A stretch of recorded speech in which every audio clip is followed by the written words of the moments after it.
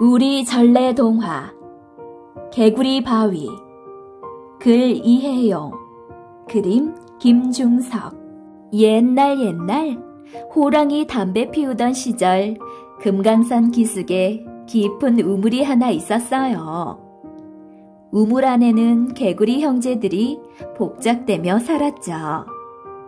낮이고 밤이고 보이는 것은 우물 위의 동그란 하늘뿐이었어요.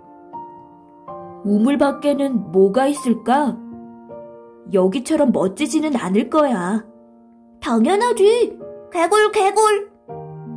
당연하지, 개굴. 어느 날 까마귀 한 마리가 우물로 찾아왔어요. 까마귀님은 어디에서 왔어요? 넓고 멋진 세상에서 왔지? 정말이요? 이야기 좀 해주세요. 개굴. 까마귀는 꼭 트름을 하며 거드름을 피우더니 이야기를 시작했어요. 봄에는 꽃동산에 꽃들이 활짝 피고 여름에는 산과 들이 초록으로 물들지. 가을에는 단풍이 울긋불긋 화려하고 겨울에는 눈꽃이 새하얗게 핀단다. 개구리들은 놀라서 눈이 동그래졌어요. 개굴.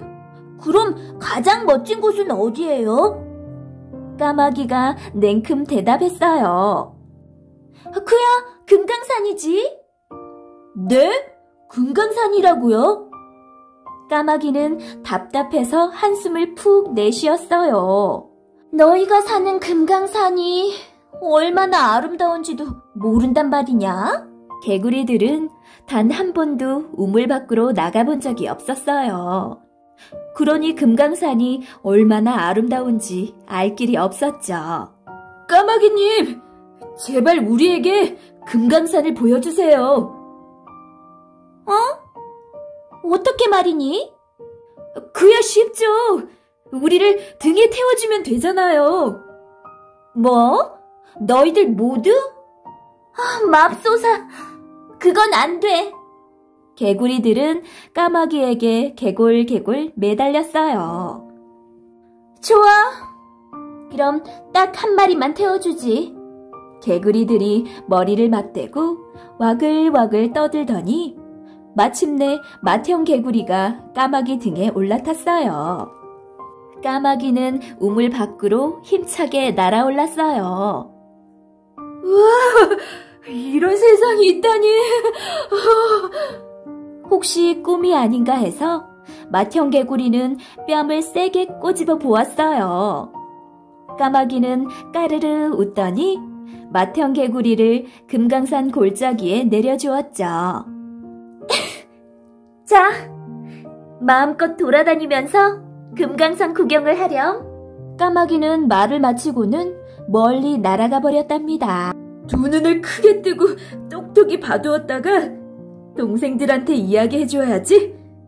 맏형 개구리는 폴짝폴짝 금강산을 부지런히 돌아다녔어요.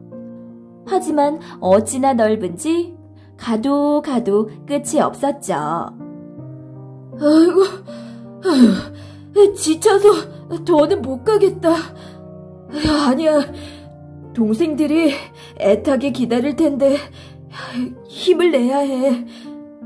맏형 개구리는 한낮이 지나서야 가장 높은 봉우리에 오를 수 있었어요. 봉우리 아래를 내려다본 순간 맏형 개구리의 눈이 휘둥그레졌어요. 이렇게 멋진 곳이 있다니. 개골. 울음 주머니가 불룩불룩 부풀어 올랐죠. 맏형 개구리는 너무나 멋진 경치에 반해 동생 개구리들이 기다리는 것도 까맣게 잊었어요.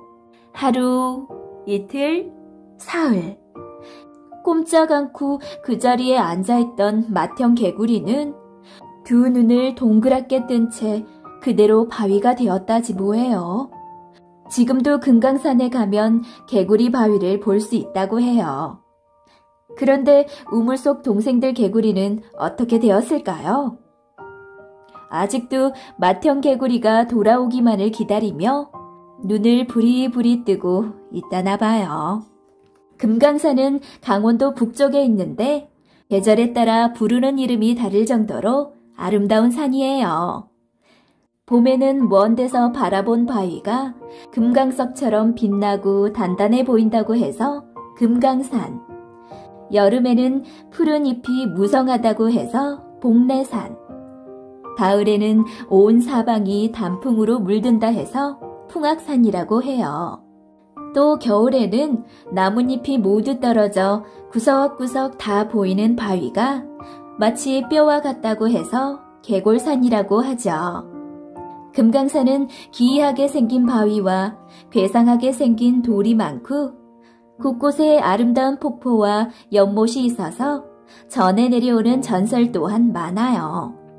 바닷속 용궁에 살던 거북이가 금강산 구경을 왔다가 아름다운 경치에 넋이 빠져 돌아가야 할 때를 놓치고 돌로 굳어져 버렸다는 거북바위 전설. 경치에 반한 9마리의 용이 못에 내려와 의좋게 살았다는 구령령 폭포의 전설 등 여러 가지가 있답니다.